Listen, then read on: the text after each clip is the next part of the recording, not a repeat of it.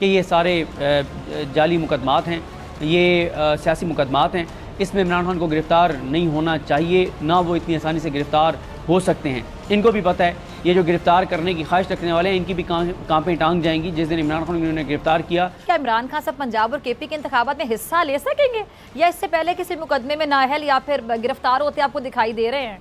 देखिए, इमरान खान ज़ाहिर कंपेन तो चला सकेंगे जो भी फैसला आ जाए, क्योंकि वो तो उन्होंने तो नेशनल असम्बली पे इलेक्शन लड़ना है, और अभी जो है वो सूबाई असम्बलियों के इलेक्शन हो रहे हैं केपी के और पंजाब में। इलेक्शन कंपेन तो वो इसलिए भी चला सकेंगे, फैसला अगर कोई ये करवा भी दिया जाता है। जिस तरह से राजा आमिर अब्बास साहब ने बिल्कुल ज़बरदस्त अंदाज से बताया कि जो तोशाखाना केस है उसमें जो कंप्लेंट है उस पर जो एतराज़ात उठाए गए हैं कि ये काबिल समात ही नहीं है, उसके 4-5 अहम पॉइंट्स हैं। दस्तखतों का कंप्लेनेंट के फ़र्क है, उसमें जालसाजी की गई है, 120 दिन बाद ये मामला टेकअप नहीं हो सकता था, और उसके अलावा जो अथॉरिटी है इलेक्शन कमीशन के पास, उन्होंने जो ऑथराइज़ किया है उस ऑफिसर को, वो लीगल तरीके से नहीं किया। बहुत से नुकात हैं, और यही बात ख्वाजा हारिस साहब ने कही थी कि पहले आप इस केस के काबिल समात होने या न होने पर फैसला करें, और फिर आप देखें।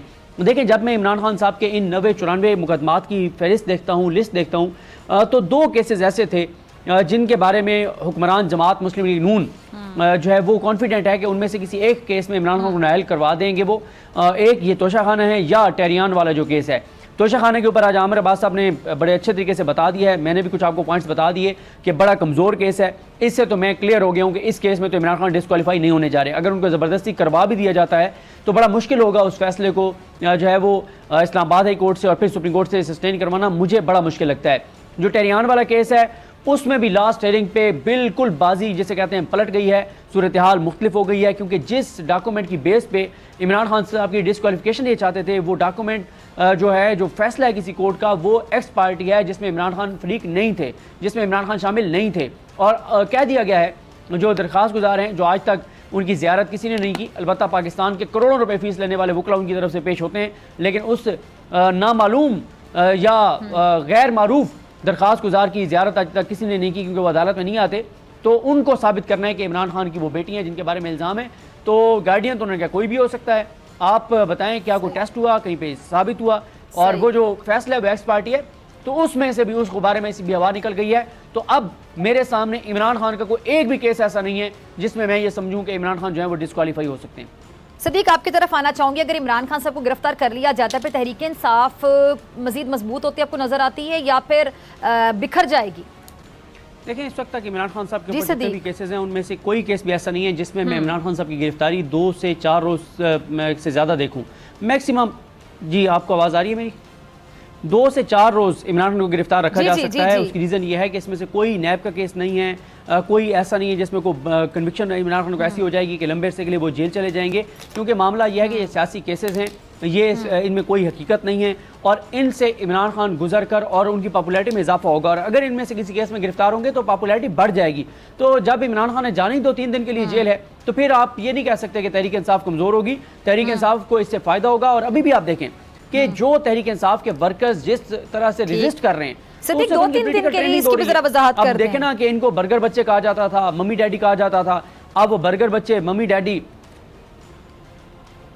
इसलिए कि राजा आमिर अब्बास साहब बेहतर हमें गाइड कर सकते हैं। लेकिन ये जो जिस तरह की FIR काट रहे हैं, इसमें जो जिस्मानी रिमांड है मैक्सिमम 14 दिन का है, और जो हम यहाँ पे एवरेज देखते हैं वो 2 से 3 दिन का जिस्मानी रिमांड होता है, और उसके बाद बेल हो जाती है। थोड़ा सा मजीद हम राजा आमिर अब्बास साहब से पूछ लेते हैं कि जो FIR हैं, जिसमें बहुत सारे तो ऐसे जिनमें दहशतगर्दी की दफात लगती नहीं है, और वो उड़ जाएंगी, और बाकी जो केसेस हैं वो राजा आमिर अब्बास साहब से जरा पूछ लेते हैं। इमरान खान साहब को गिरफ्तार कर लिया जाता है तो फिर उनकी एब्सेंस में जारी बात है डिसीजन मेकिंग पावर जो है वो कुछ वो जो 5-6 लोगों को दे दी जाएगी, तो वो 5-6 लोग जारी बात है सियासी जमातों में बहुत से लोग एक मामले पर एक पेज पर नहीं होते हैं, इख्तलाफ होता है, जो कि राइट भी होता है सियासी जमातों में जो काम करने वाले कारकुनान होते हैं। बहरहाल लीडर की एक राय होती है, तो जारी बात है फिर लीडर जो राय दे देता है फिर सब एहतराम भी करते हैं, कई बार बहस भी हो जाती है। तो वो जो 5-6 लोग मिलकर डिसीजन लेंगे, अगर उनकी एब्सेंस में इस तरह की सिचुएशन आती है, तो आपको लगता है कि उनके दरमियान भी इख्तलाफात हो सकते हैं, या वो एक पेज पे ना हो, फिर मामला क्या होगा?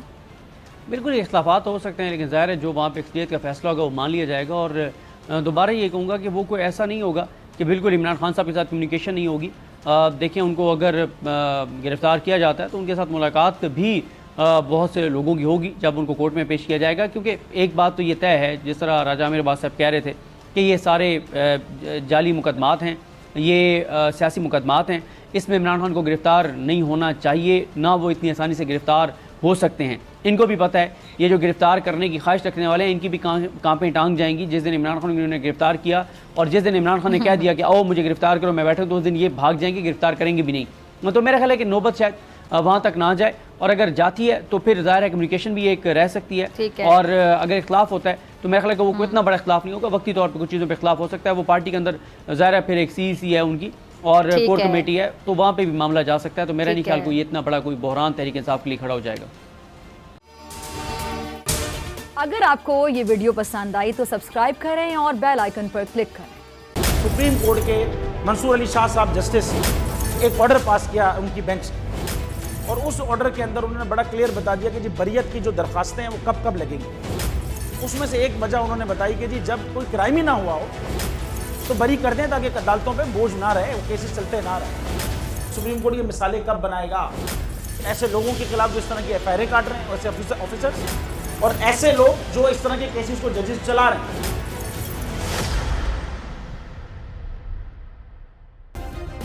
सब्सक्राइब करें और बेल दबाएं ताकि कोई खबर रह न जाए।